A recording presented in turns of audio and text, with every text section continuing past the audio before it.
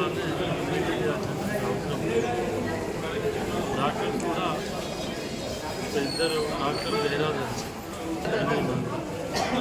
ఒకతను పెద్దపల్లి పెట్టారు, ఇంకొక అతను లీవ్లో ఉన్నాడు.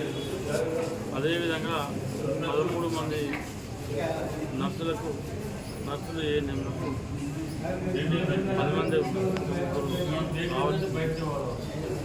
ఊరాలకు మాత్రం కొత్త చిన్న స్కానింగ్ కానీ తర్వాత ఏదైతే ఈసీజీ కానీ తర్వాత ఏదైతే జనరేటర్ కూడా కొత్త నిర్మాణం పెట్టుకోవడం జరిగింది.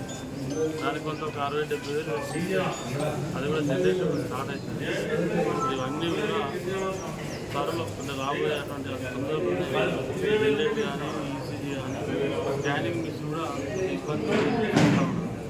దాన్ని కూడా ప్రభుత్వం కొత్త దాదాపు 15,000 లక్షల రైతులు ఇస్తూ ఉన్నారు.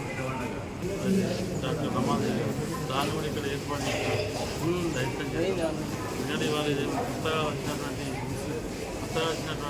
హాస్పిటల్ కాదు, గత నైజాం గవర్నమెంట్ పాత తాలూకా సుల్తానాబాద్ అంటే దాదాపు 100 సంవత్సరాల నుంచి ఇక్కడ ఈ ప్రాంతంలో దవాఖాన ఉంది. దీన్ని ఆనాడు నేను శాసనసభ్యుగా ఉన్న టైంలో 2009-14 ఆ టైంలో దీన్ని కేంద్ర ప్రభుత్వం నిధులతోని దీన్ని మంజూరు చేసుకుంటారు. సరే గత ప్రభుత్వంలో నిర్మాణం జరిగినప్పుడు కూడా ఆ రోజు అప్పుడు దీన్ని శాంక్షన్ చేసి దీనికి శాంక్షన్ తీసుకొచ్చింది ఎమ్మెల్యే ఉన్నప్పుడు నేనే. దీన్ని అన్ని విధాలుగా 100% అభివృద్ధి చేయడం కోసం నా వంతు ప్రయత్నం చేస్తాను. దేశవ్యాప్తంగా అధిక వర్షాలు అలా తెలంగాణ రాష్ట్రంలో కూడా గత 2.5-3 మాసాల నుంచి 2.5-3 మాసాల నుంచి వర్షాలు కురుస్తూ ఉన్నాయి. దాంతో కొంచెం ఏంటంటే వైరల్ ఫీవర్స్ కానీ టైఫాయిడ్ కానీ మలేరియా కానీ డెంగ్యూ కానీ ఇటువంటివి వస్తూ ఉన్నాయి, చికెన్ గున్యా కానీ.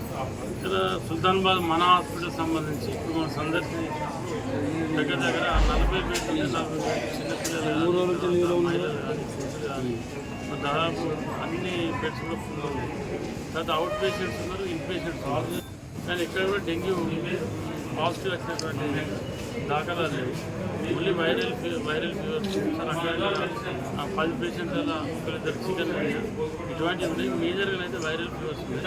కాబట్టి ట్రీట్మెంట్ కూడా నాకు తెలిసి అంటే నేను చూసిన దాన్ని పెద్ద బాగానే అందించేటువంటి ప్రయత్నం చేస్తూ ఉన్నారు డాక్టర్స్.